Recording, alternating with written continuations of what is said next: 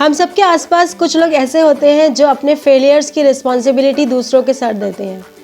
कभी उनके पेरेंट्स को वो ब्लेम करते हैं, कभी अपने रिलेटिव्स को और कभी अपनी एजुकेशन सिस्टम को। मगर उनकी नाकामयाबी की रिस्पॉन्सिबिलिटी ना लेना ही ये वो गलती है कि कहीं ना कहीं उनके फ्यूचर को जो डुबा रही है। अब एक बार खुद को एनालाइज करके देखिए, कहीं हम ये गलती खुद तो नहीं कर रहे हैं?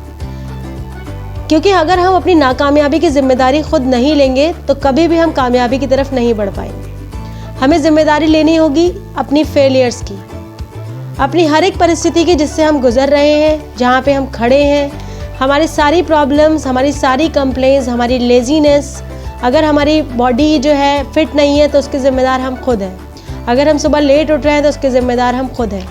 अगर हमारी नॉलेज में कहीं कमी है तो कहीं ना कहीं ज़िम्मेदार हम खुद हैं। और जिस दिन हमने ये सारी जिम्मेदारी ले ली, उस दिन हमें सक्सेसफुल होने से कोई नहीं रोक सकता। हमें अपने ब्रेन को वॉश करना है। जो भी हमारे ब्रेन में गंदगी है, जो भी हमारे अपने आप को लेकर नेगेटिव थॉट्स हैं, क्योंकि क्या होता है कभी कभी हम नेगेटिव सोचते सोचते अगर लोगों के व्यूज़ हमारे बारे में कभी किसी मैटर पे नेगेटिव हो जाते हैं तो वो हम अपना परसेप्शन बना लेते हैं कि जैसे कि मैं तो मैथ पढ़ ही नहीं सकता, मैं तो इंग्लिश पढ़ ही नहीं सकता। बट ऐसा नहीं है, ये हमारा अपना माइंडसेट है। अब हमें जिम्मेदारी लेके देखनी है कि मैं मैथ क्यों नहीं पढ़ सकता, अब तो मुझे ही मैथ पढ़नी है। तो एक बार जब हम जिम्मेदारी लेकर काम करते हैं तो हमें सक्सेसफुल होने से कोई नहीं रोक सकता। फिर हम नए नए रास्ते खोजते हैं कि अब हम अपनी लक्ष्य को कैसे पूरा करें। तो इसलिए पावर ऑफ रिस्पॉन्सिबिलिटी को समझिए, जिम्मेदार बनिए और जिम्मेदारी लीजिए।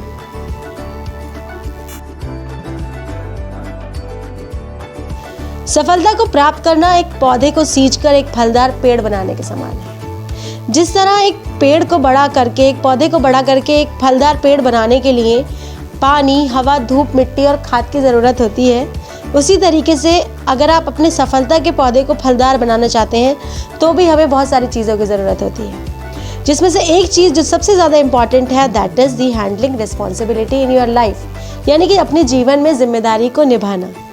जिम्मेदारी एक ऐसी खाद की तरह है जो आपकी सफलता के पौधे को एक फलदार पेड़ में बदल देती है।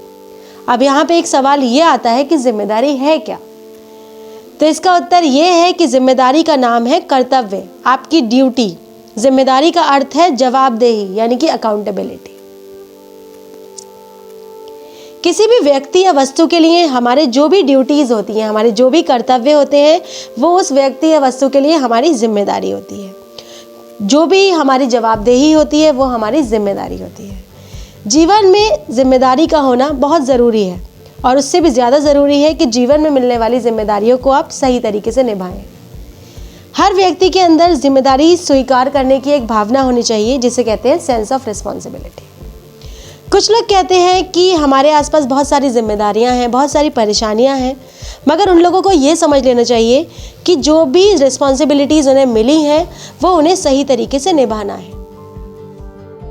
एल्बर्ट हबर्ड ने सही कहा है, जिम्मेदारियां उसी व्यक्ति की तरफ खींची चली आती हैं जो उन्हें कंधे पर उठा सकता है।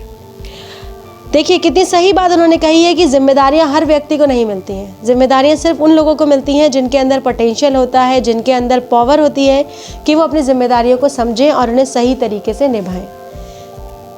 सफल जीवन के लिए ये 4 जिम्मेदारियां हमें ज़रूर निभानी हैं, जैसे कि खुद के प्रति जिम्मेदारी, दूसरा अपने परिवार के प्रति जिम्मेदारी, समाज के प्रति जिम्मेदारी और देश के प्रति जिम्मेदारी।